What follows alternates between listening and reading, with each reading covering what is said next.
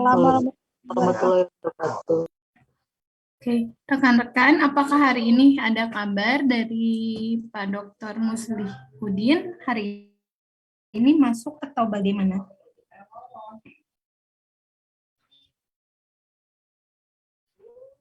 Belum tahu, Bu. Belum ada info terkait Pak Musli. Oke, sambil menunggu Pak Musli, hari ini kita coba untuk melanjutkan perkuliahan terkait metode penelitian BK. Di mana suara saya terdengar? Terdengar, Bu. Dengar, Bu. Oke, rekan-rekan mohon dibuka videonya ya. Di mana dalam perkuliahan ini kita akan lanjut kepada pengerjaan proyek 3 dan 4. Proyek 3 adalah salah satu proyek yang menurut saya cukup berat tugasnya, yaitu terkait metode penelitian, subjek penelitian, instrumen, pengolahan data, jadwal, dan daftar jadwal. Sedangkan untuk proyek 4, kita akan memulainya dengan bagaimana penulisan Mendeley. Namun, karena penulisan daftar pustaka dengan Mendeley, karena saya pernah melihat rekan-rekan, di antara rekan-rekan sudah ada yang pernah menggunakan Mendeley. Jadi pada proyek 4 ini, pada proyek 4 nanti akan ada rekan-rekan yang saya tunjuk untuk menggunakan bagaimana cara menggunakan kutipan dengan Mendeley. Tapi sebelum kita ke proyek 4, kita ke proyek 3 dulu. Rekan-rekan sudah mengerjakan proposal sampai mana? Metode, Bu. Oke, berarti lanjut dari hari Senin terakhir kita Zoom kan ya? Sudah sampai ke metode. Lanjut setelah metode ada apa? Subjek penelitian, instrumen penelitian, instrumen penelitian, kemudian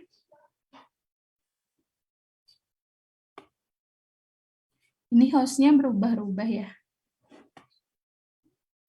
Maaf, Bu, barusan error ininya.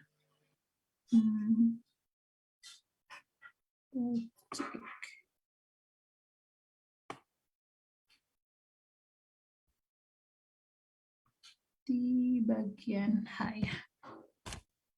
Oke. Assalamualaikum Bu Wiwin. Waalaikumsalam Bapak. Mangga Bapak, punten tadi di ngawitan ngecek lanjut. Oke lah. Mangga Bapak. Mangga. Baik, bismillahirrahmanirrahim. Assalamualaikum warahmatullahi wabarakatuh. Waalaikumsalam warahmatullahi wabarakatuh. Yang saya hormati Bu tim dosen, Bu Wiwin, para mahasiswa B1, B2, B3 ya, jurusan bimbingan dan konseling yang Bapak banggakan. Mohon maaf mungkin telat ya sekian menit karena memang selesai ini hari Sabtu tuh hari jogging sebetulnya. Hari jogging dan hari tenis lapang gitu ya. Tetapi sekarang ini harus gabung gitu ya. Nggak apa-apa lah. Mudah-mudahan barusan sudah izin ya. Jadi maaf juga nih agak keringatan. Langsung pakai baju ini nih resmi. Tadi udah diinformasikan ya oleh Bu Wiwin, kita udah masuk ke pertemuan 6. Saya sebelum masuk ke materi, ada kendala tidak terkait dengan penyusunan? Yang ini udah pertemuan ke-6 ya. Kalau udah pertemuan ke-6 ini tidak boleh lagi ada yang namanya miskomunikasi, barrier atau penghalang-penghalang yang menyebabkan kebingungan, kegundahan, kesulitan ya. Jadi judul itu udah tidak lagi berbicara pusing dan sebagainya, udah nemukan. Artinya bahwa di pertemuan ke-6 ini sudah mengkristal. Jadi sebuah dari butiran-butiran ini, dari semua butiran yang mungkin pusing butiran itu, yang mungkin butiran mana-mana jadi satu, menjadi satu kesatuan yang utuh, dan Anda semua bisa menyusun sebuah proposal penelitian yang baik. Nah, di pertemuan ke-6 ini kalau nggak salah Bu Win ini ya terkait dengan kutipan ya, kalau nggak salah. Nah, Betul nanti Bapak, mungkin terkait ya, kutipan. nanti mungkin Betul. oleh Bu Win bisa dijelaskan lah. Kalau menurut hemat saya ingin dulu sebentar lah sebelum masuk ke materi. Kalau Bapak prinsip ngasih mata kuliah tuh jangan dulu kita melaju sebelum paham gitu. Ya, ada dulu masalah nggak di Anda semua? Kemarin kan ada masalah-masalah muncul. Silahkan. Mungkin kita 5 menit nih untuk ada yang ditanyakan terkait dengan yang ditulis sampai kepada pertemuan. Ya mungkin ini proposal sebenarnya udah selesai ya. Tinggal kutipan-kutipan itu udah mulai menyusun ini. Udah mulai merekdul, sistematika, kan udah beres. Silakan ada yang ditanyakan. Ditantang dulu kalau saya prinsipnya. Bapak menantang kalian. Menantang Anda semua. Sudah sampai mana? Nah, bingung tuh ada dua. Ada dua penafsiran kalau saya. Penafsiran ngerti, paham, ada yang mungkin blank. Nah, ini yang saya tidak harapkan blank. Ini yang bahaya ini, ya. Nah, mudah-mudahan tidak blank ini mahasiswa ini ya di dalam membuat sebuah skripsi, ya. Nah, kenapa BK ini memang makhluk langka ya, makhluk langka loh, ya susah, gitu ya. Jurusannya aja sulit, gitu ya, di perguruan tinggi, di UPI aja susah lulus, susah lulus loh. Di jurusan yang paling susah lulus di PIP itu dan favorit, ya. Kalau yang satu susah masuk, gitu ya, itu jurusan bimbingan konseling, susah masuk dan susah keluar. Tapi kalau sudah keluar lakunya minta ampun, bisa di perusahaan. Di sekolah aja diperlukan, bahkan dicari-cari. Anda lulus aman tuh. Jurusan lain maaf belum tentu. Ya kenapa? Nah kalau misalnya ini mahasiswa ini BK-nya misalnya dalam menyusun skripsinya asal-asalan, apalagi jurusan BK tetapi judulnya ini berbau psikologi, berbau psikiater, rasanya mungkin nggak empas ya menurut saya. Anda salah pilih jurusan, harusnya mungkin psikolog kan gitu. Nah ini yang mungkin, coba silahkan Bapak nantang aja nih, siapa yang belum paham? Diam semua Bu Win. Saya tantang nih, ayo. Ya kalau di Aceh Bapak gayanya kemarin tantang. ada kesulitan di Gimana Bu? Silakan. Kemarin hari Senin kita mengadakan pertemuan di Zoom, Bapak. Terus terlihat bahwa mahasiswa di Project 3 ini kesulitan di pengolahan data, yang paling susah di pengolahan data dan instrumen. Tapi tidak tahu nih, karena pada diam saja, mungkin sudah terpecahkan solusinya kemarin. Baik, itu ya, nanti saya bahas. Oke, saya bahas sedikit. Makasih Bu Win. Oke, terima kasih Bu Win nih. Ini Bu Win ini apik ya, jadi kalian beruntung lah gitu ya. Dan saya pun tidak full ya, Bu Win bisa mungkin menangkap. Sebetulnya pengolahan data dan instrumen itu menurut saya tidak susah, mudah. Namun kata orang itu apanya yang susah sih? Apa yang susah guys, bro? Gitu ya, sekarang gitu ya. Nggak ada yang sulit bro, nggak ada gitu ya. Apa yang sulit? Ini di dunia. Tidak ada yang susah. Yang sulit itu bagaimana Anda semua ya mau tidak melakukan membuat sesuatu yang kita harapkan. Teknik dan strategi di dalam mengolah data itu tidak harus Anda. Ya, mengolah data itu tidak harus Anda melakukan. Anda bukan ahli statistik. Anda bukan ahli, mungkin itu bisa Anda mungkin minta bantuan namanya pengolah data pada orang lain. Namun Anda harus paham bagaimana itu data itu bisa berguna. Ya kan? Mungkin pada saat nanti pengolahan data bisa minta tolong kepada expert, itu boleh kok. Karena kita bukan ahli statistik. Gitu. Walaupun belajar statistik. Ya, gitu. Tapi kalau Anda bisa sampai statistiknya ya bagus, alhamdulillah. Kalau Anda tidak bisa statistik ya cek istilah Sundanya mah ngengkenkeun, menang. Kalau cek orang bahasa BK-nya tuh merepral. Anda tidak bisa statistik ngolah dananya, bisa hanya mengumpulkan data, mencari data, menyebarkan instrumen, mengumpulkan data, itu Anda bagiannya. Tapi ketika ngolahnya bingung, boleh meminta bantuan kepada ahli statistik. Nanti kan harus ada ucapan terima kasih tuh. Di ucapan terima kasih pada siapa yang membantu itu. Dan itu sekarang hal yang biasa. Tapi ketika ditanya nanti pengolahan data kemana-kemana harus paham. Nah gitu ya. Jadi jangan sampai kita gara-gara ngolah data akhirnya stuck di dalam menyusun skripsi. Enggak begitu. Jadi banyak saya pikir ya dokter-dokter itu ya ketika kesulitan. Apakah seorang dokter tuh paham statistik? Belum tentu. Belum tentu gitu. Ya, kalau saya katakan saya enggak kurang paham tentang statistik. Makanya saya mengatakan saya bukan ahli statistik. Gitu ya. Tetapi rata-rata orang BK itu memang jago lah di statistik karena memang kita belajar statistik 1, 2 gitu kan. Nah, tetapi ketika misalnya Anda itu kesulitan itu sangat boleh.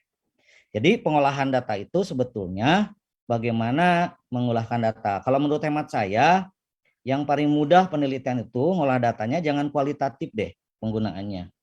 Tolong ajalah kuantitatif aja yang diambil sehingga mudah prosentase nanti keluarnya. Itu ya, satu. Kemudian yang kedua, instrumen. Nah, itu makanya kata Bapak juga. Saya udah berulang-ulang.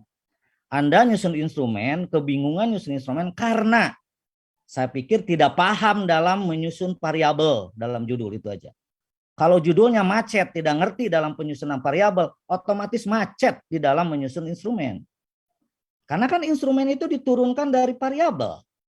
Ya kan, Bu Win? Dari variabel terikat. Ya.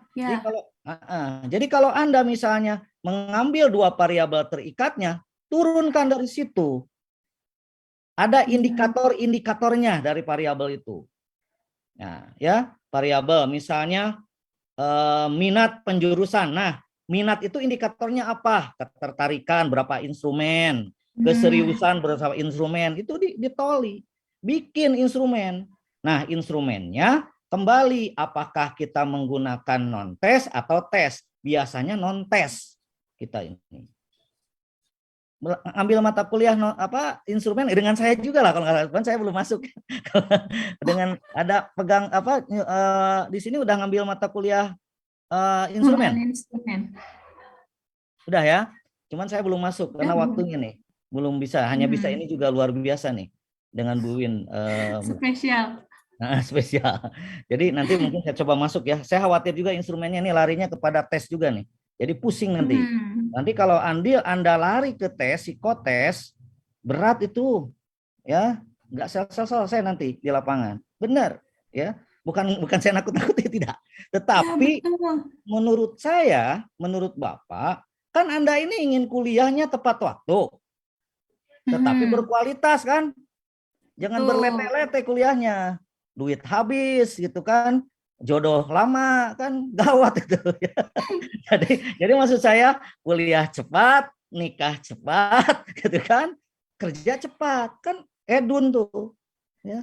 Jadi menurut hemat Bapak, menurut saya instrumen itu kenapa pusing? Pertanyaannya balikan ke judul. Apakah judul Anda itu udah dipahami? Udah diinternalisasi dalam Anda? Ngerti nggak judul dengan judul itu? Jangan-jangan nggak ngerti lagi judulnya. Kan gawat. Judul tidak ngerti biasanya keluar dari lihat orang lain, dimirip-miripin. Bukan dari masalah. Makanya judul itu keluar dari permasalahan Anda yang membingungkan. Kenapa ya di sekolah saya kacau nih anak-anak. Nah dari situ apanya akan keluar tuh. Oh anak-anak itu tidak minat tuh karena misalnya minat judulnya misalnya gini. Katakanlah misalnya bimbingan kelompok untuk atau model apa untuk meningkatkan minat anak dan minat bakat anak dalam mengikuti pelajaran matematik. Minatnya apa yang menyebabkan dia tidak berminat? Itu indikatornya. Oh, gurunya galak. Kan itu bisa.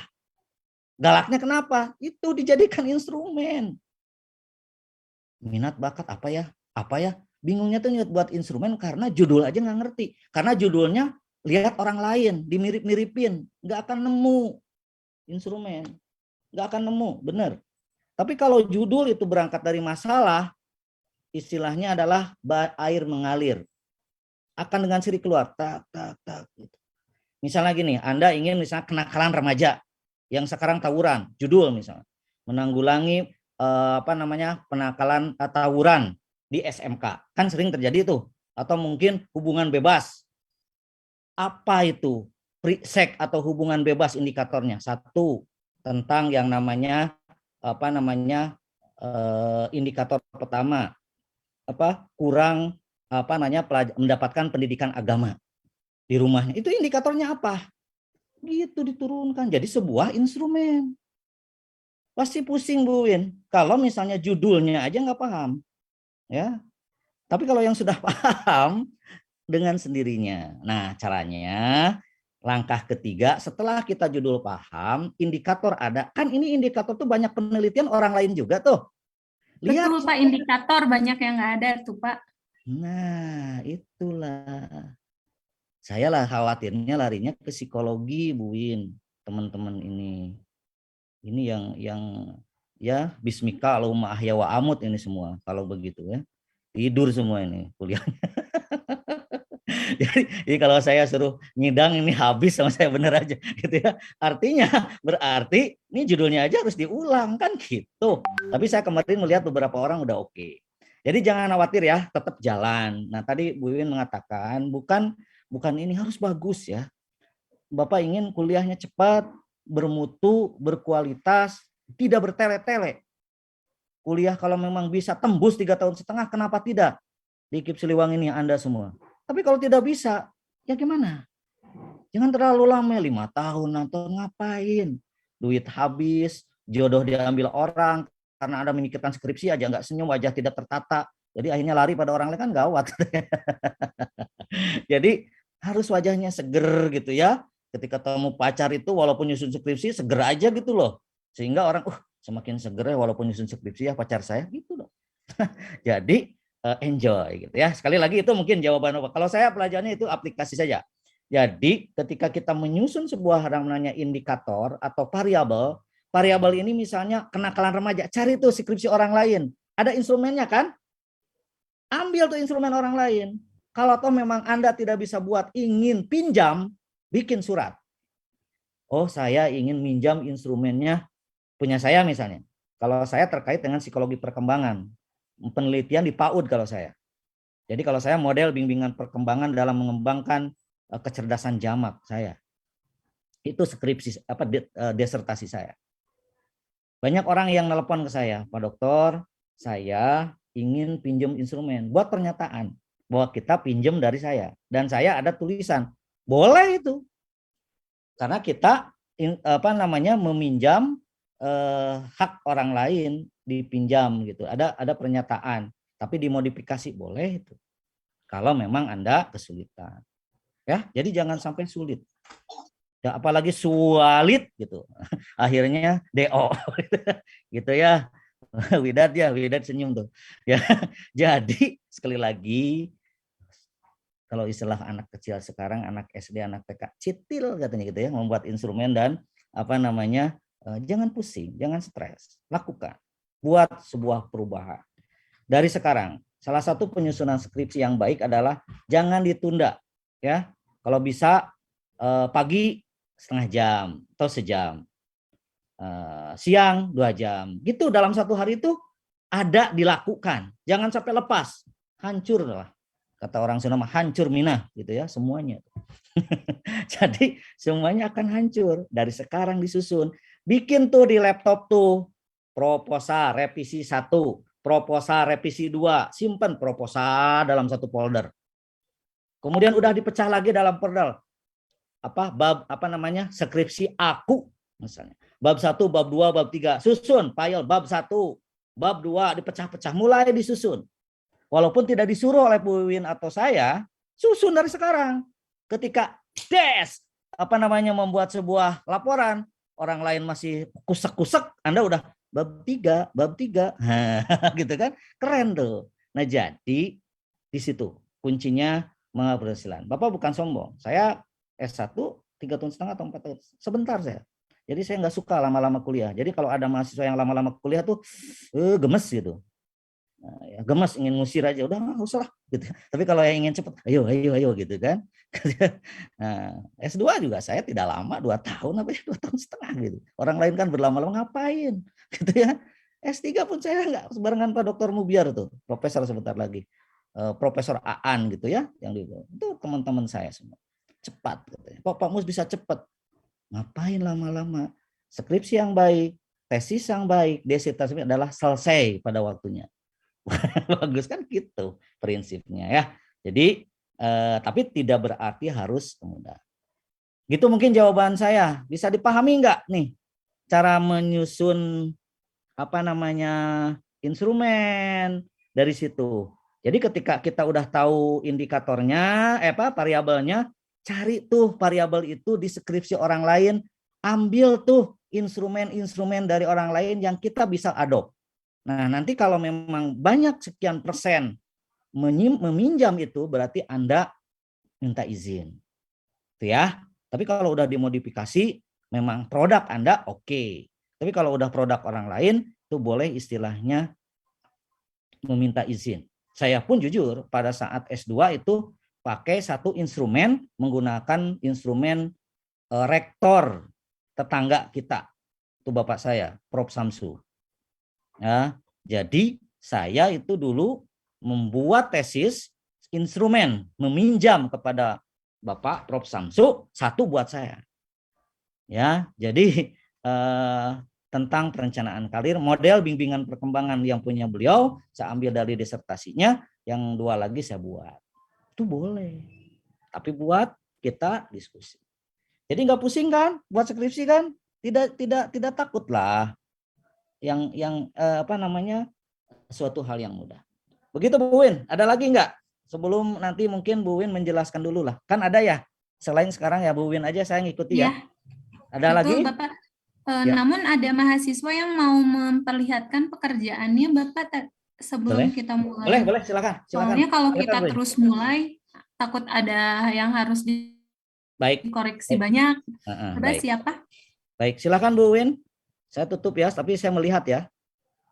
Enggak, Bapak, hatur nuhun. Tapi saya menyaksikan, nanti saya buka lagi. Siap, pasti. Silakan. Mangga, Pak. Nuhun. Mangga rekan-rekan, sebelum kita memulai dengan tadi kan hari ini itu di silabus tujuan perkuliahan hari ini seperti yang Bapak jelaskan, kita akan belajar atau mempelajari kembali tentang bagaimana cara mengutip. Nah, sebelum kita lanjut, Ibu ingin melihat dulu pekerjaan rekan-rekan yang tadi dikatakan sudah sampai metode penelitian. Kita lihat dulu spesifiknya sudah sampai mana dan apa saja yang harus kita evaluasi bersama sebagai gambaran agar nanti rekan-rekan bisa belajar dari kebaikan, kelebihan yang sudah ditayangkan maupun dari kekurangannya nanti. Mangga, siapa yang mau memperlihatkan?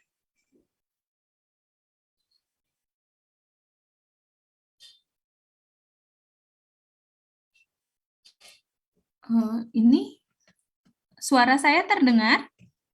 Terdengar, Bu. Terdengar, Ibu. Dari tadi saya lihat teman-teman meng-off-kan kameranya.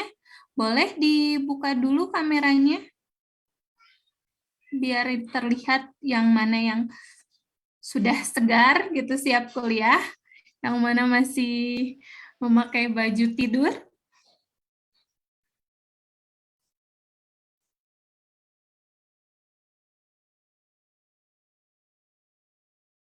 Oke. Ini loading ya, saya yang loading apa? Coba, ada yang mau memperlihatkan hasil kerjanya atau saya coba review lagi dari subjek penelitian tadi?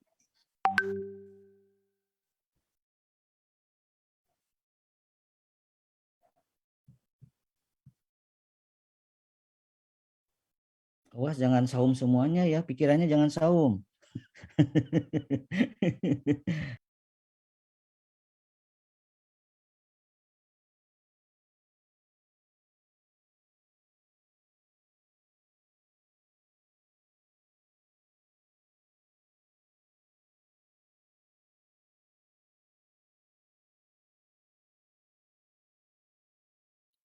Oke, rekan-rekan, karena rekan-rekan tidak ada yang mau memperlihatkan dulu apa yang sudah dikerjakan minggu lalu, saya rasa dari tugas yang sudah dikumpulkan di GC perlu saya review beberapa.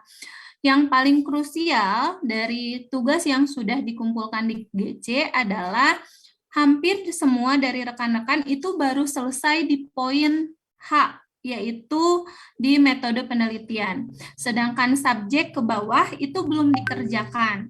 Sehingga kalau kita lanjut dulu ke pengutipan, itu sepertinya ada yang terlewat. Jadi Bu Wiwin berusaha dulu kita mereview di subjek penelitian. Ada yang tidak terpahami di subjek penelitian ini?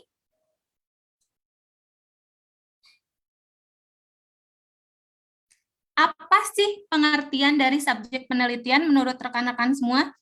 Ada yang mau merespon Bu Wiwin? Ibu mau nyoba?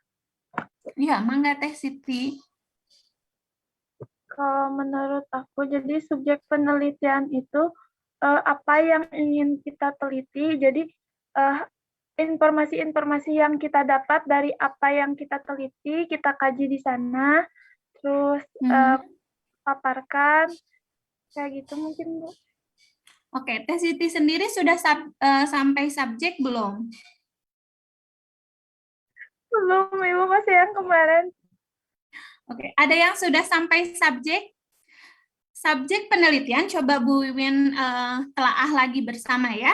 Subjek penelitian seperti yang sudah dibahas minggu lalu, dia berkata atau menunjukkan sumber data yang kita dapatkan dari penelitian kita. Contoh, Teh Siti itu variabel terikatnya misal kemandirian belajar. Dan Teh Siti itu mau meneliti di siswa kelas 7 SMP.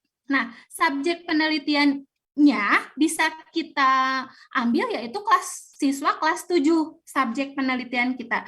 Jadi yang merupakan sumber data kita adalah siswa kelas 7-nya.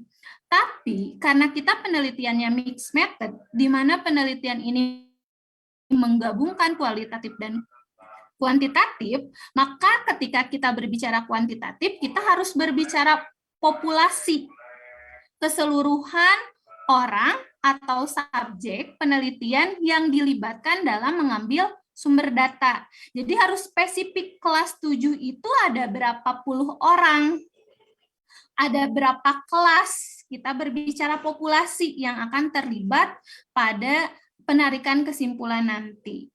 Nah, setelah kita tahu populasinya, maka kita harus tahu sampel yang kita libatkan itu berapa orang. Sampel itu berbicara apa? Bagian dari representatif dari populasi, jumlah keseluruhan.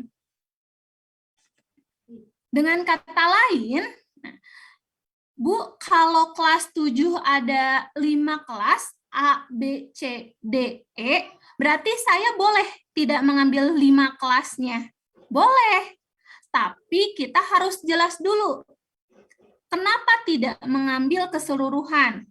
Misal, Teh Siti variabel terikatnya kemandirian belajar. Ingin meningkatkan kemandirian belajar. Maka yang Teh Siti ambil adalah kelompok kemandirian atau siswa-siswa yang menunjukkan kemandiriannya yang rendah. Mungkin dari A sampai E, dari kelas A sampai E itu ada siswa yang masuk kategori itu.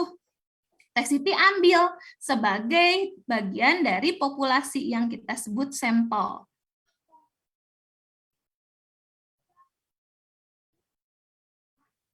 Nah, sampai di sini terpahami tidak? Siap, Bu, paham. Teh Siti judul penelitiannya apa? Penerapan bimbingan kelompok, teknik diskusi, pada eh, pada perilaku siswa. Astagfirullah. Bentar, Bu. Aku lihat dulu. Coba Bu Wiwin ingin lihat yang sudah mengerjakan subjek penelitian.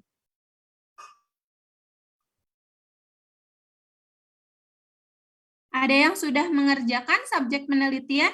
Belum, Bu. Belum satupun? Belum. Boleh, Bu. Nah, tadi kan ditanya sama Bapak ada masalah tidak? Berarti kan Iya, ada baik. masalah juga. Masalahnya apa? Mangga, Teh Nur? Ibu, kalau aku gini, Bu, subjek penelitiannya. Boleh ditayangkan, Teh Nur, jadi bisa dievaluasi oleh teman-teman semuanya.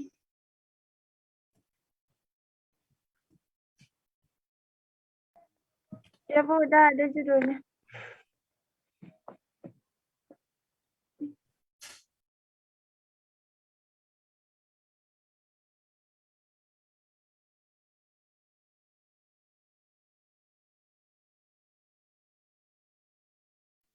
Populasi dalam penelitian ini adalah kelas 7C sampai 7I, SMPN 3, Limbangan sebanyak. Oke. Nah, ini sudah mendekati tenur, tapi alangkah lebih baiknya jika kita membuat runtutan subjek penelitian, jelaskan dulu apa yang dimaksud dengan subjek. Nah, subjek ini menurun dari variabel terikat Ibu Nur. Subjek penelitian adalah sumber data yang kita gunakan ketika kita ingin memperoleh data dalam penelitiannya. Khususnya dalam penelitian Teh Nur itu penelitiannya terkait apa ya? Kedisiplinan siswa, Bu. Nah, maka dijelaskan kaitannya dengan variabel terikat Teh Nur. Jadi, semua bagian dalam proposal itu harus berkesinambungan atau linier. Maka di sana tolong ditambahkan prolognya ya Teh Nur, pengantarnya. Subjek penelitian Teh Nur itu terkait variabel apa, data apa, populasi ini menunjukkan apa. Nah, ini akan jadi pertanyaan kenapa populasinya hanya diambil 7C sampai 7I. Gitu. Mengapa demikian? Harus ada alasan argumen yang jelas. Mengapa kita sebagai peneliti hanya mengambil sampel 20 orang dari 210. Apakah sampel 20 orang ini merupakan cerminan dari 210 orang? Itu harus tergambar jelas agar nanti data kuantitatif yang kita dapatkan bisa digeneralisir untuk 210 orang tersebut. Nah, lebih lanjut ketika kita menentukan jumlah sampel, itu ada rumus khususnya. Jadi populasinya berapa, sampel yang kita ambil berapa, itu ada rumus khusus yang harus kita gunakan. Jadi tidak asal, saya ngambil 100 dari 210 itu ngambil 20. Apakah ngambil 20 itu cerminan dari 210 ataukah tidak? Itu harus jelas alasannya. Seperti yang ada dalam PPT kemarin. So, Tenur sampai di sini ada yang harus ada pertanyaan tidak? Sedikit tambahan Bu Win, sedikit ya. Mangga Pak. Ini supaya gini. Ternyata masih di subjek ya. Ya, ini kelihatannya ini masih apa kebingungan ya. Begini. Subjek penelitian itu ya ada yang namanya itu kalau di buku Suharsimi Arikunto itu disebutkan. Betul, Arikunto. Ya, ada berapa persentase itu ada aturan. Jadi persentasenya ditulis kalau nggak salah berapa persen itu?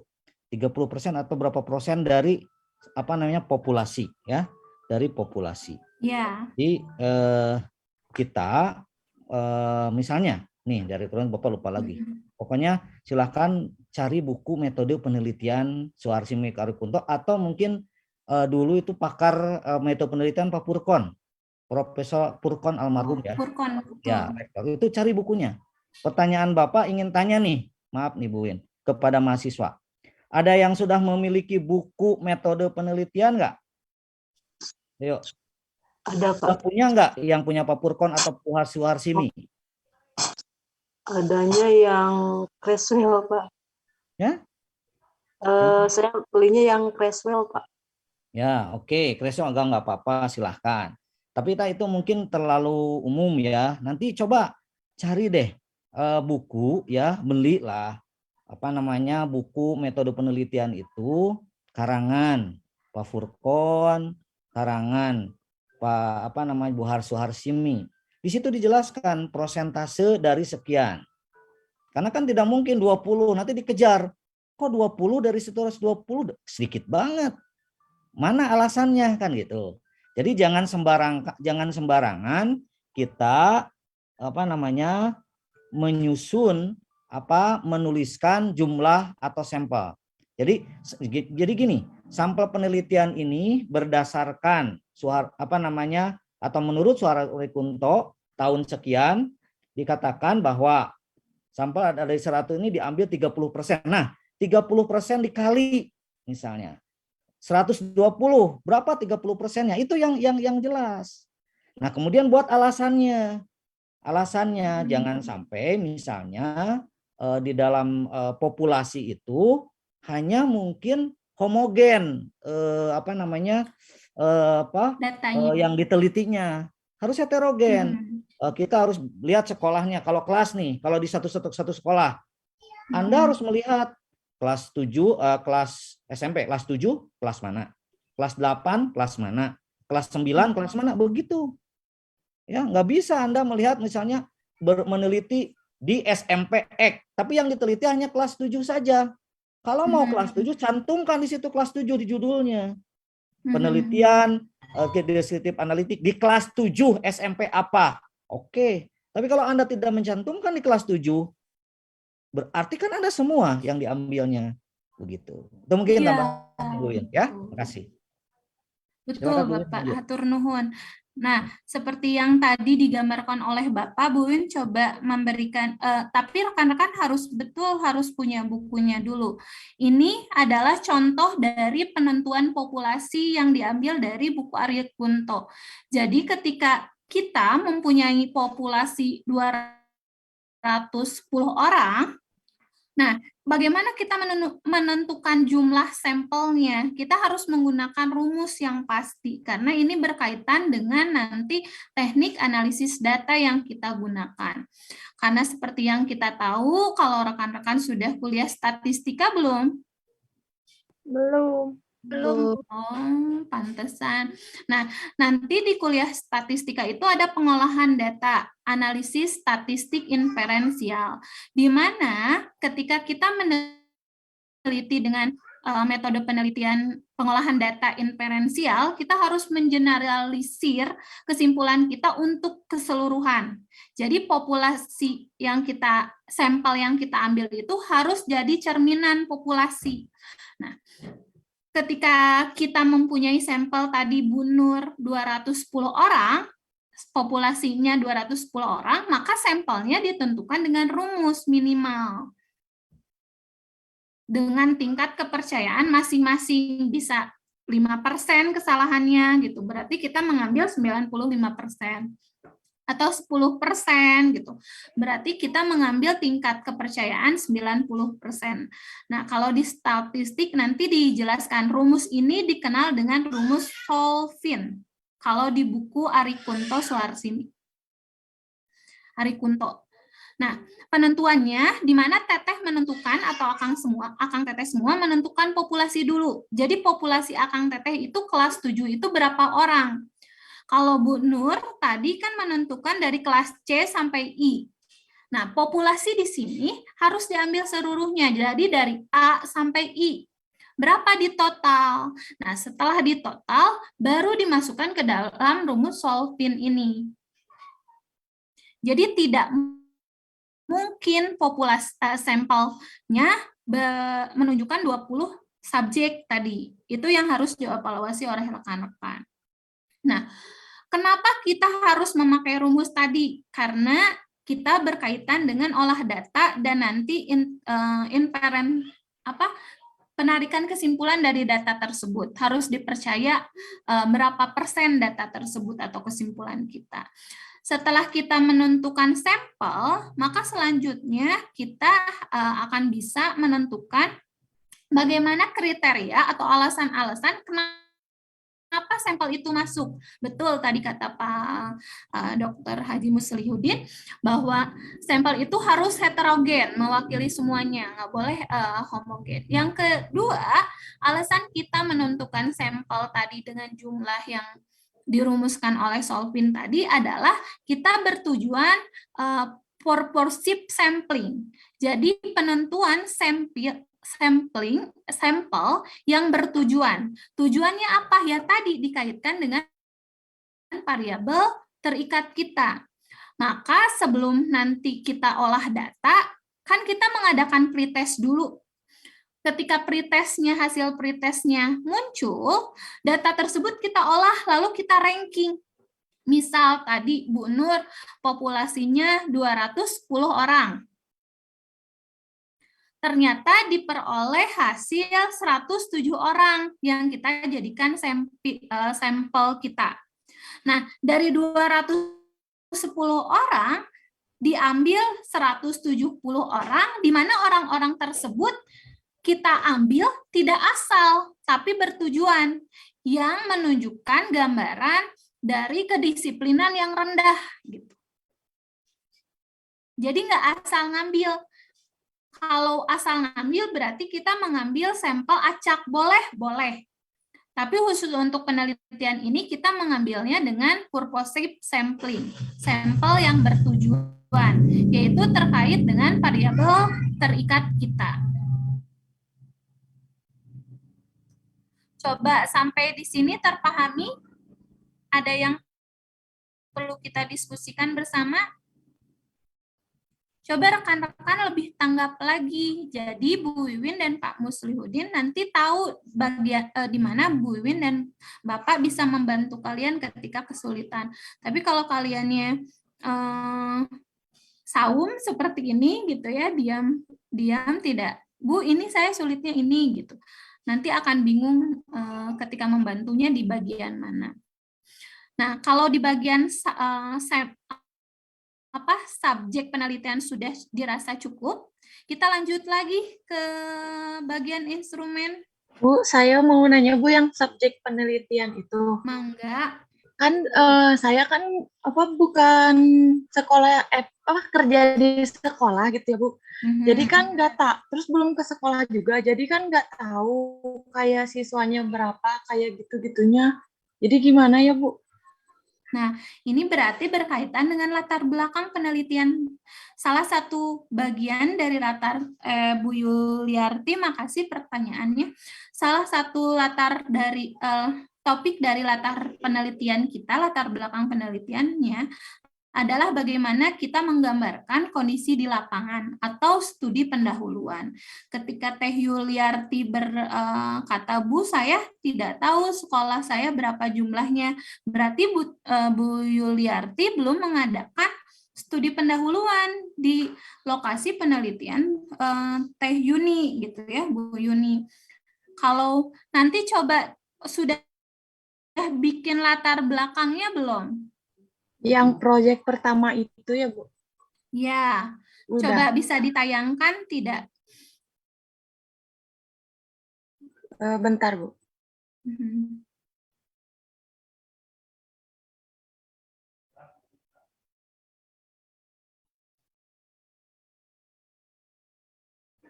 Nah, untuk subjek penelitian ini, untuk tahu berapa jumlah populasi dan sampelnya, memang harus dilakukan studi pendahuluan, baik itu berupa wawancara maupun observasi ke tempat penelitian rekan-rekan. Jadi tidak bisa mengarang ataupun rekan-rekan hanya menuliskan subjek penelitian dengan kalimat kutipan saja. Misal, subjek penelitian adalah pihak yang dijadikan sebagai sumber data dalam penelitian ini. Populasi penelitian adalah keseluruhan subjek yang ada di lokasi penelitian. Nggak bisa gitu, tapi harus spesifik. Kenapa kita sebut ini proposal? Berarti kalian sudah yakin kalian akan meneliti di mana. Kalau tadi dikatakan, Bu, saya tidak bekerja di sana, ya nggak apa-apa, tapi Anda harus melakukan studi pendahuluan di tempat yang akan Anda teliti. Nanti berhubungan dengan perizinan juga. Gitu. Ini share screen-nya harus sama host atau gimana? Bisa sama semuanya, Teteh? Oh, cara aja di mana, Bu? Oh, di share screen bisa. Oh, yang tengah ini.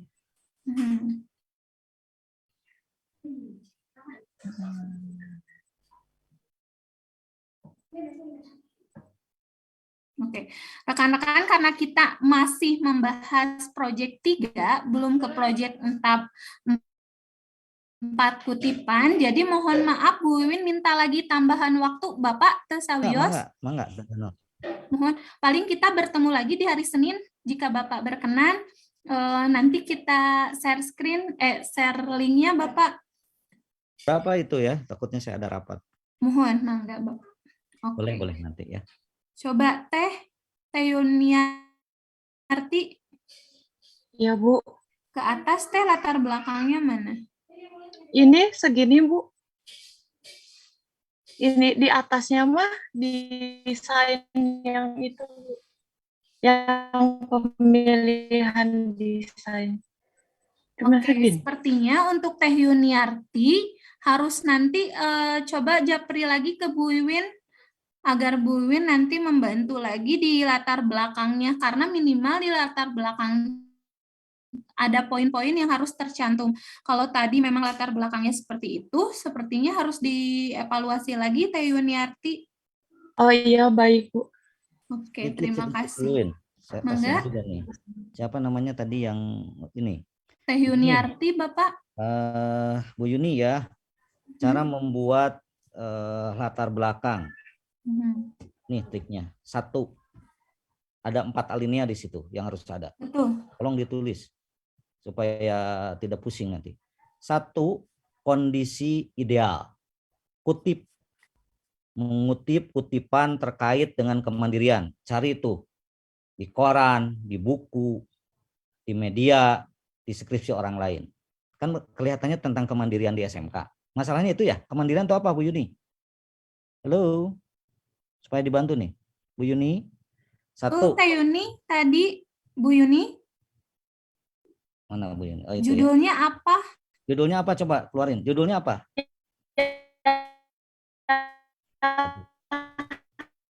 Terbata-bata ya. Betul, Bu. Pak. Gimana? Bimbingan kelompok. Peranan? Udah jelas belum? Belum. Layanan. Oh, terus? Layanan, bimbingan kelompok, teknik diskusi kelompok terhadap siswa SMK kelas 11. Terhadap kemandirian belajar. Oh, oke. Kemandirian belajar, Bu. Ya. Jadi ini yang harus nyambung nih. Obatnya itu adalah bimbingan kelompok, diskusi kelompok dihubungkan dengan kemandirian. Apakah bisa menyembuhkan dengan diskusi kelompok? Ini yang salah. Maaf ya, saya langsung judul itu saya cut itu. Salah itu judul. Gitu ya. Jangan gitu judulnya. Kalau bimbingan kelompok itu kemandirian, celaka itu. Kok obat diskusi kelompok langsung kepada kemandirian, Bu Yuni, itu salah. Obatnya yang salah, Bu Yun. Kemandiriannya oke. Paling kalau kemandirian ini larinya kepada apa yang kaitan dengan obat-obat terkait dengan di dalam layanan bimbingan, ya. Enggak, maaf ya kalau saya tuh kalau salah langsung togmol. Betul, Bapak. Kalau saya orang Sunda tetapi gaya Batak ini, ya. Kalau salah itu langsung tebas gitu ya, karena bisa kemana-mana, bisa pusing. Akhirnya kan sekarang pusing tuh Bu Yuni. Iya betul Pak. Judulnya aja jaka sembung digorolong tuh, nyambung dong gitu ya. Artinya antara obat dengan penyakitnya nggak akan apa benar. Diskusi kelompok loh akan menyembuhkan. Kalau mau di situ ada yang disebut mungkin konseling di situ. Ya, misalnya apa namanya teknik konseling kelompok teman sebaya terhadap oke tuh. Jadi bagaimana itu anak-anak yang jago kemandirian itu bercerita kepada orang yang tidak mandiri. Saya kasih judul aja tuh. Jadi bisa menggunakan teknik layanan. Langsung dicatat Bu Yuni ya. Konseling kelompok itu obatnya yang mandiri itu. Karena dia dari model. Ini hubungannya diskusi. Ini kayaknya kejebak dengan pelajaran Bu Win. Ini banyak judul-judul kemarin saya pelajari ini. Waduh judulnya. Ada judul yang PGSD, pure. iya betul. Ada judul pure kayak PGSD. Kayak guru-guru kayaknya mungkin diskusi dengan PGSD nih. Skripsi yang PGSD mungkin di otak-atik gitu ya, maaf ya. Iya, gitu ya. betul. Itu juga mungkin nih saya khawatirnya juga diskusi dengan maaf ya, bukan nggak boleh. Coba cari bimbingan konseling itu beda. Ada orang yang judulnya terapeutik banget tuh saya kemarin lihat. Loh, ini kayak psikologi, saya katakan salah jurusan ini mahasiswa nih. Gitu ya. Nah, ini juga mungkin hati-hati. Jadi itu ya. Jadi bisa menggunakan teknik konseling teman sebaya. Nah, cari tuh banyak yang neliti itu. Kawinkan dengan kemandirian, judulnya keren tuh. Itu diskusi kelompok jika sombong digorolong itu Bu Yuni. Ya. Kemudian di dalam membuat judul nih. Judul itu. Di dalam membuat latar belakang ada 4 hal yang harus ada nih. 1, kondisi ideal. Oleh Bu Yuni ceritakan tuh kondisi ideal, kondisi teoritis. Menurut siapa? Bisa ambil dari koran, bisa ambil dari buku terkait dengan kemandirian di SMK yang mengatakan rendah. Tulis menurut A, menurut B. Setelah itu masuk ke alinea berikutnya adalah bercerita tentang kondisi lapangan atau empirik. Ideal, kondisi di lapangan, teoritis, empirik, gap, kesenjangan, solusi. Solusinya tadi, kalau gap itu kesenjangan, membandingkan antara kondisi ideal dengan empirik. Melihat ini maka diperlukan sebuah solusi yang oleh bimbingan konseling di dalam menangani anak-anak ini. Salah satunya diperlukan bla bla bla bla. Solusi yang terbaik adalah kami akan menggunakan layanan konseling kelompok. Di mana konseling kelompok ini menurut A ini. Baru di situ tuliskan judul di bawahnya. Udah. Paham nggak Bu Yuni? Paham ya? Tolong Ya, paham, Pak. Iya, waktu itu saya katakan ada masalah enggak? Diam, semua sakit gigi. Diam, betul Bapak. Sekarang kan Bu Yuni langsung, oh iya ya, judul aku salah ya. Oh iya ya, latar belakang harus gitu ya. Begitu dong. Ya, jangan kita dalam kuliah itu rugi ya, Anda mengeluarkan pulsa, hasilnya enggak ada. Oke, itu aja ya Bu Win. Lanjut Bu. Hatur nuhun. Bu Yuni nanti lebih lanjutnya Bu Yuni nanti konsultasi via Japri ke saya maupun ke rekan-rekan nanti di B1 itu ada Teh Nur, Teh Dida yang sudah paham ya. Ada Teh Siti juga. Nanti coba berkonsultasi dulu dengan teman sebaya Teh Yuni. Seperti apa contohnya? Dan ketika kesulitan, mohon untuk tidak berdiam diri, tapi tanggap bertanya kepada teman ataupun pada dosen. Oke, tadi kita sudah membahas sama-sama terkait subjek penelitian. Sebelum Bu Wiwin lanjut nih ke instrumen penelitian, kita ada yang perlu dibahas lagi di subjek penelitian? Ibu, Mangga, Teh Siti. Terkait subjek penelitian itu kan tadi sudah dijelaskan ya, kalau kita itu pakai kuantitatif jadi ada purposive sampling. Jadi Ibu berarti seperti ini ya, kalau misalnya penelitian diadakan untuk kelas 10 misalnya di SMA, berarti yang menjadi populasinya itu keseluruhan kelas 10, tapi untuk purposive samplingnya itu misalnya berapa persen dari hasil rumus yang tadi Ibu jelaskan. Seperti itu, Bu.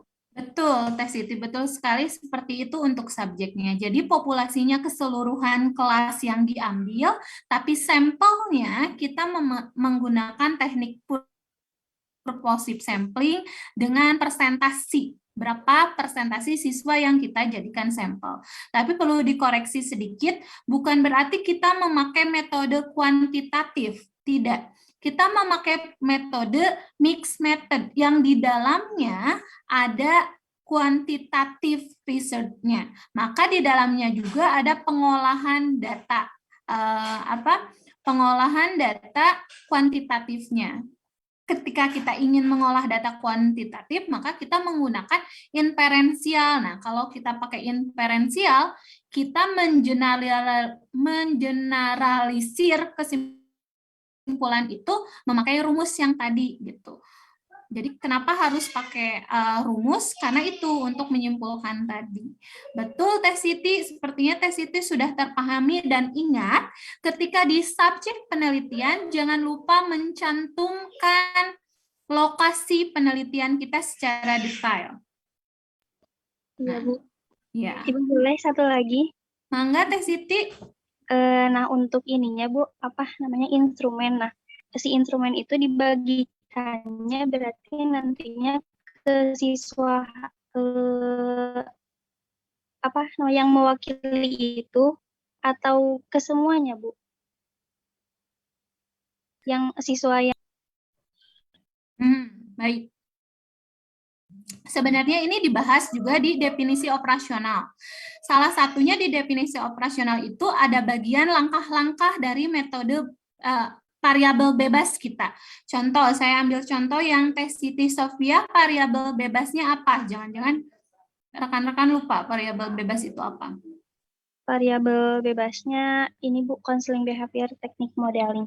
Oke, counseling behavior teknik modeling itu variabel bebasnya. Di definisi operasional kita sudah mencantumkan langkah-langkah melakukan counseling behavior teknik modeling tadi.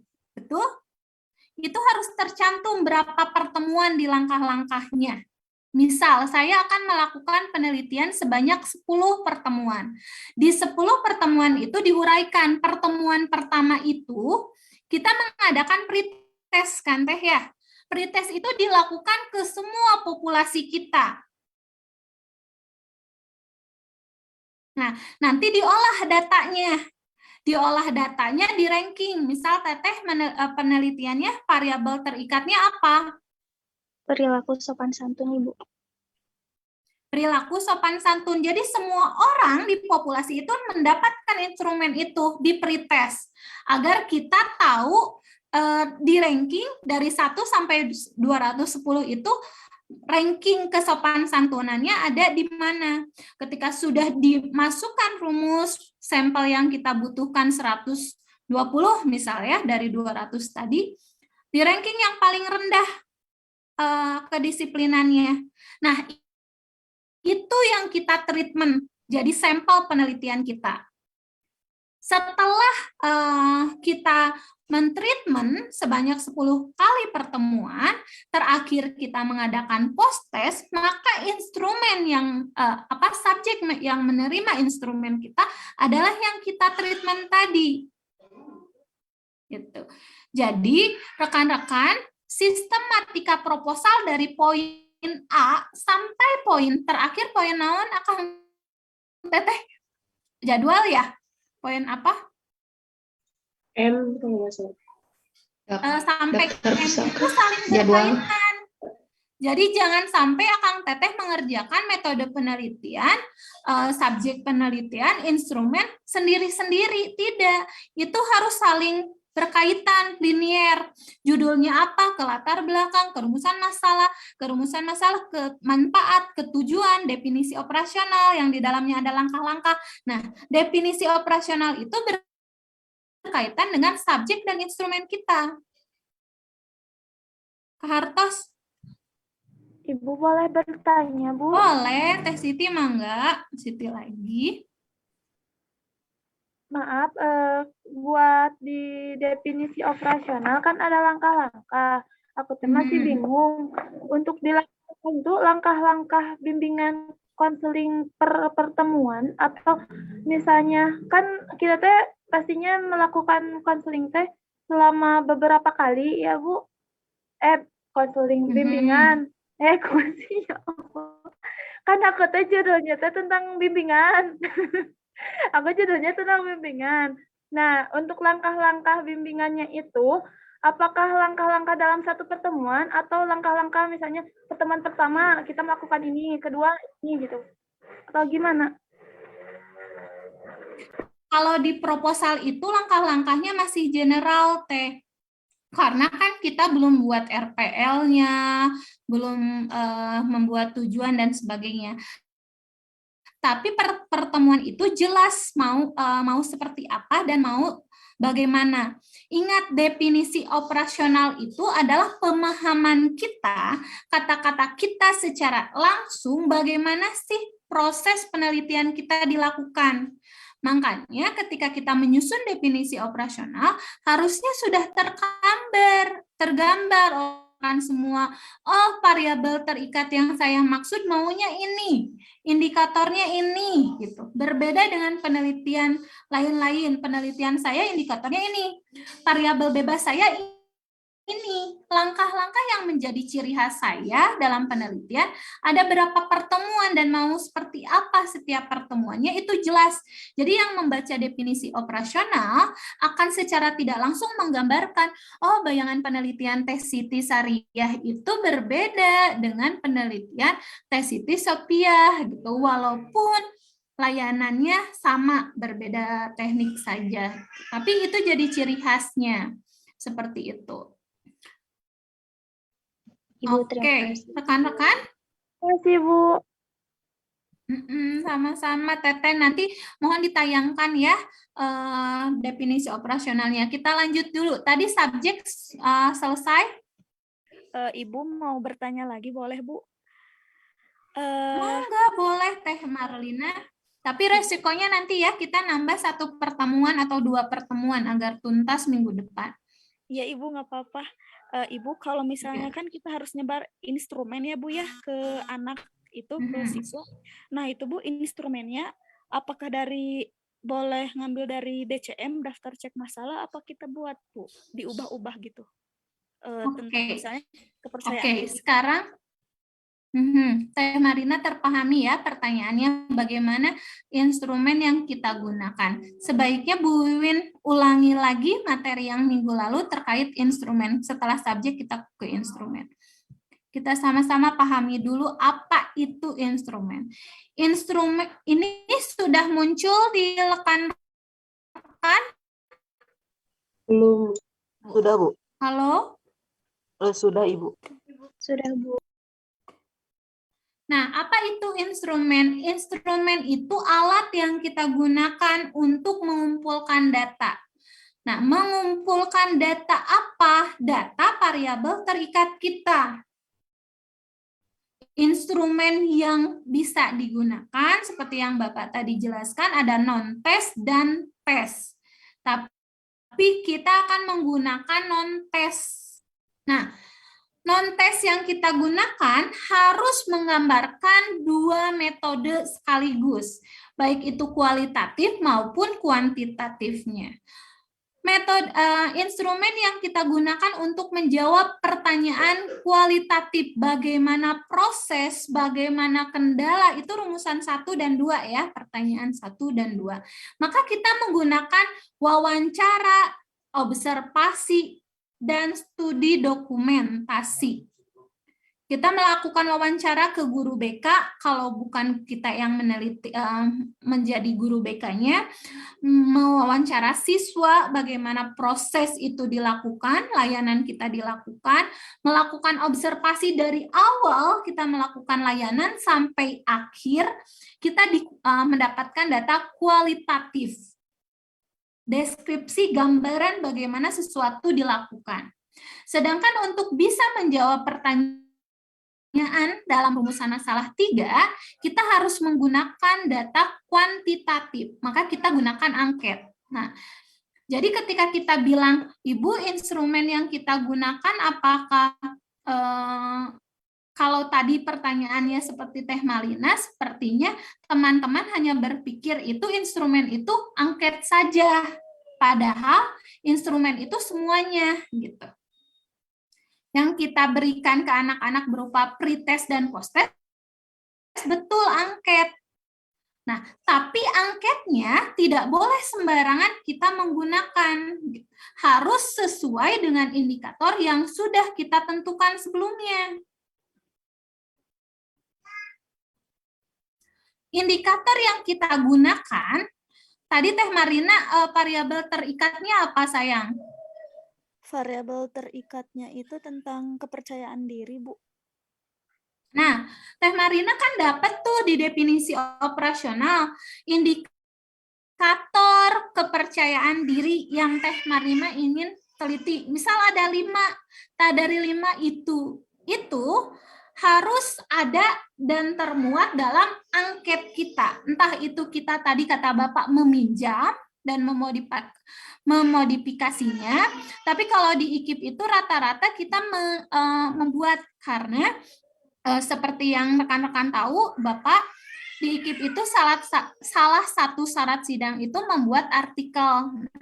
Artikelnya biasanya diambil dari pengembangan instrumen penelitian yang berupa angket tadi. Jadi, indikator yang 5 itu harus rekan-rekan turunkan menjadi sebuah pernyataan yang akhirnya menjadi sebuah angket yang akan menjadi alat untuk mengolah data atau mendapatkan data kepercayaan diri.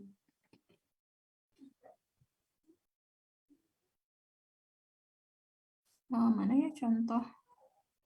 Ini prosedur penelitian nanti. Nah, jadi kalau tadi Teh Marlina bilang, Ibu boleh pakai instrumen atau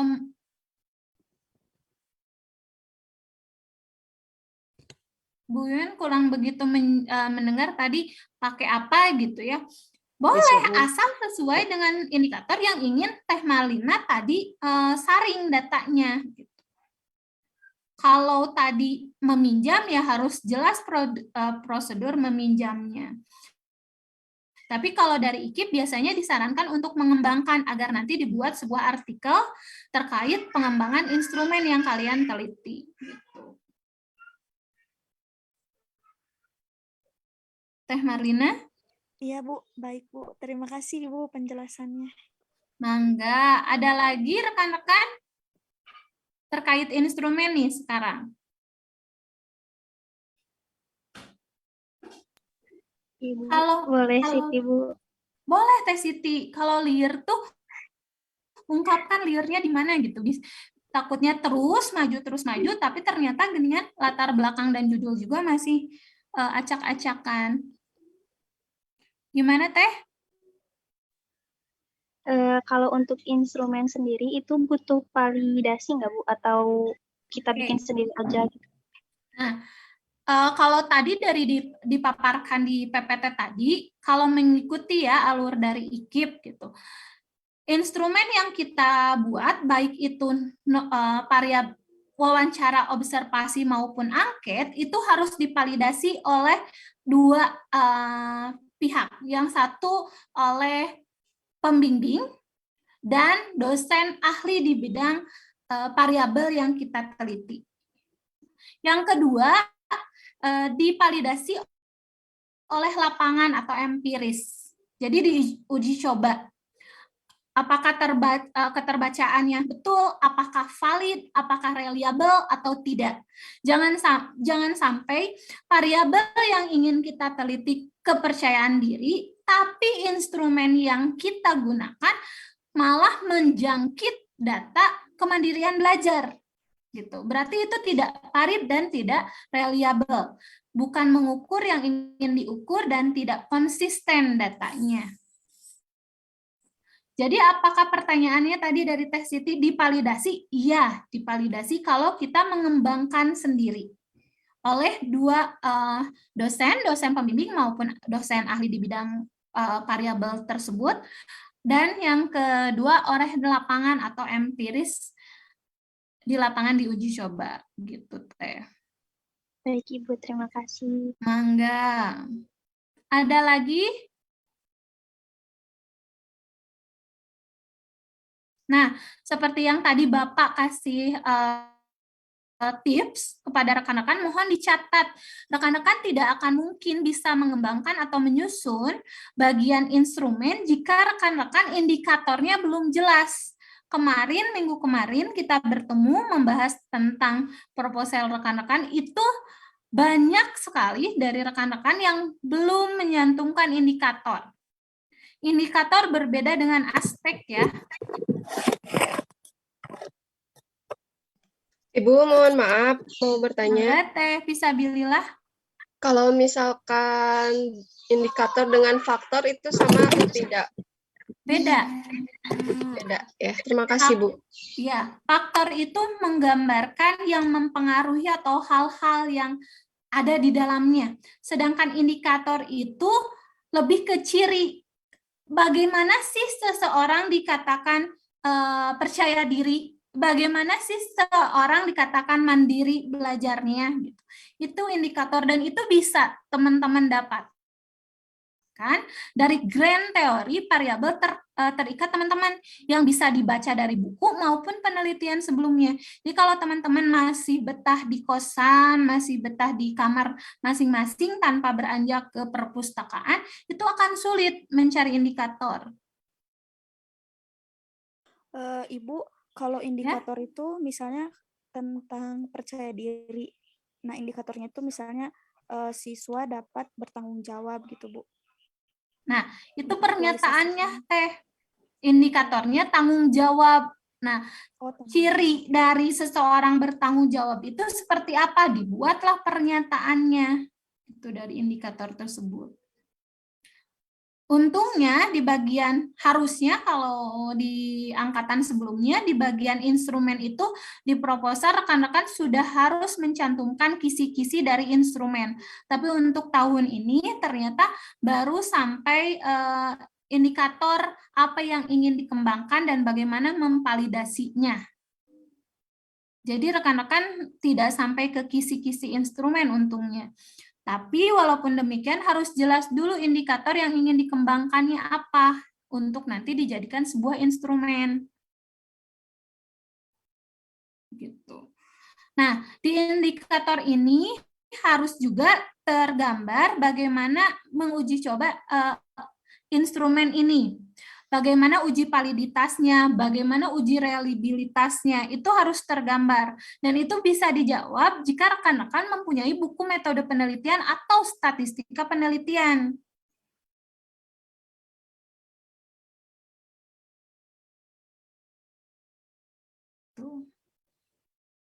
Ada dari rekan-rekan yang sudah sampai ke instrumen penelitian belum?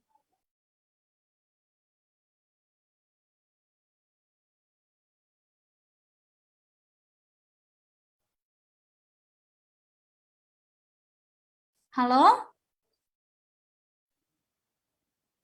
Kurang tahu, Bu. Ada, Bu. Ada? Siapa coba? Teh Siti? Siapa yang mau menayangkan contoh dari instrumen penelitian yang sudah dibuat? Ibu, mohon maaf. Tadi Siti. Mangga, Teh. Tadi Siti bilangnya sepertinya belum ada. Begitu Oh, karena seperti tidak ada satupun yang belum sampai instrumen?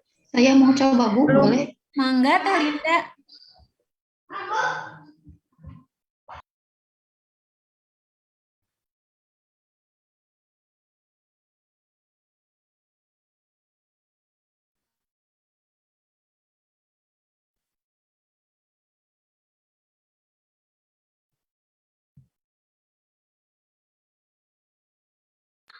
Sudah ada, Bu? Coba ke bawah, Teh.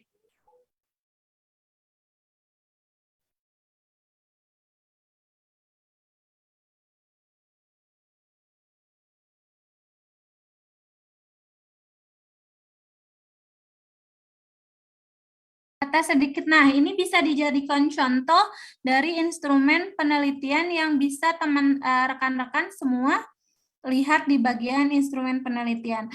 Di bagian ini, Bu Linda sudah mencoba membuat instrumen penelitian berupa angket. Jadi nanti dikategorikan Bu Linda. Dalam penelitian ini, Bu Linda menggunakan alat pengumpul data berupa gitu. Non-tes yaitu bagian 1 apa, angket misal kalau di sini ya. Angket ditujukan untuk mengumpulkan data kuantitatif berupa data apa gitu ya, variabel terikatnya. Yang kedua, instrumen penelitian berupa observasi untuk mengumpulkan data berupa kualitatif terkait proses dan kendala layanan yang sudah dilakukan. Dijelaskan ke bawah, Bu Linda. Ketiga, ke bawah. Nah, Bu Lina menggunakan wawancara. Wawancara ditujukan untuk mengumpulkan informasi atau data terkait data kualitatif berupa proses dan kendala juga. Yang ketiga, angket. Angket yang disusun terkait variabel penelitiannya kecemasan akademi. Gitu. Ini sudah bagus, Telinda bisa dijadikan contoh untuk rekan-rekannya. Sudah sampai bawah ini? Oke. Coba ke atas lagi ke instrumen. Nah, instrumen penelitiannya bisa disusun seperti ini, rekan-rekan, di mana di dalam instrumen itu harus tergambar dua jenis alat ukur yang bisa mengumpulkan data kualitatif dan kuantitatif, agar terlihat bahwa rekan-rekan memakai metode mixed method, metode campuran kombinasi. Oke, Telina di stop screen.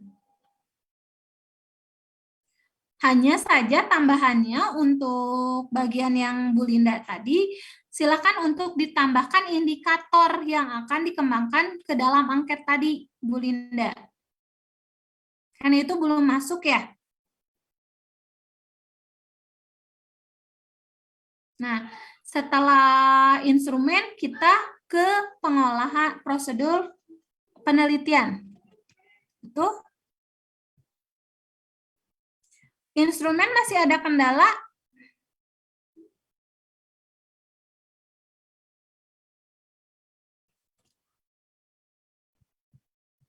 Kalau di instrumen masih ada kendala, rekan-rekan? Belum tergambar?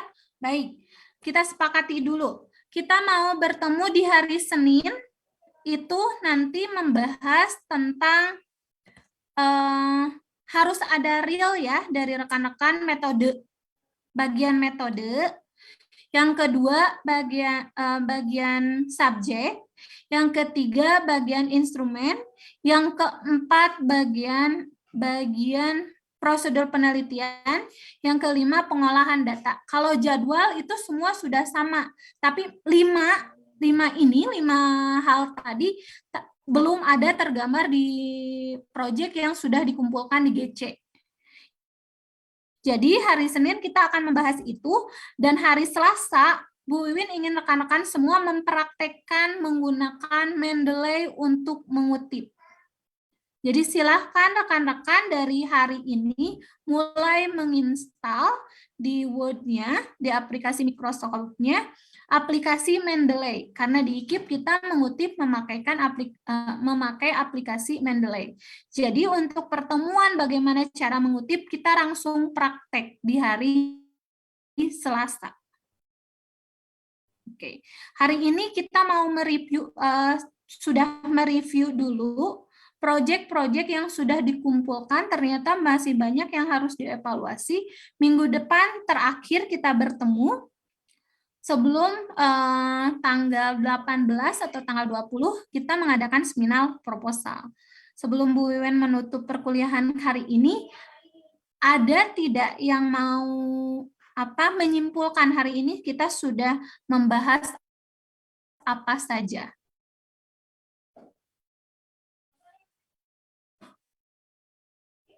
Nada mungkin? Ibu Nada?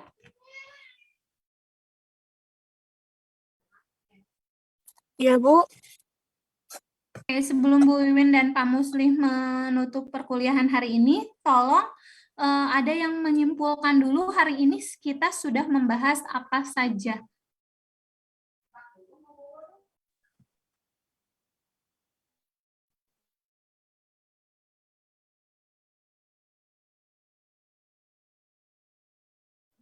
Siapa yang mau menyimpulkan pembahasan hari ini? Karena saya harus menyatat notulen perkuliahan hari ini.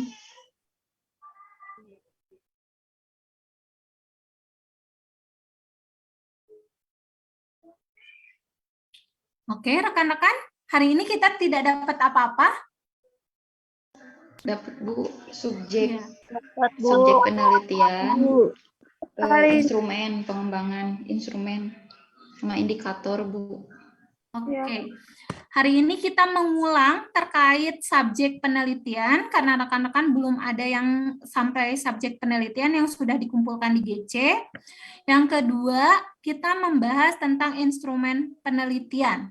Bagaimana instrumen penelitian itu, apa saja yang harus tercantum dalam instrumen penelitian. Subjek yang kita bahas dalam proposal menunjukkan pihak yang akan menjadi sumber data dalam penelitian kita, yang berupa nanti terkait populasi penelitian, sampel penelitian, dan bagaimana penentuan sampel penelitian serta lokasi penelitian.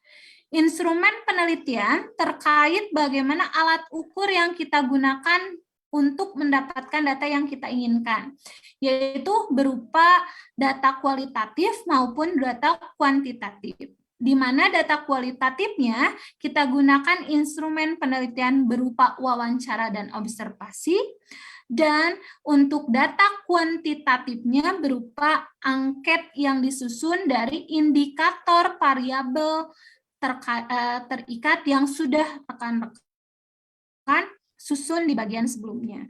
Mangga Bapak bilih bade menambahkan. Baik, terima kasih Bu Win ya. Tadi udah Bapak saksikan nih sambil ada dari kegiatan di kabupaten kota.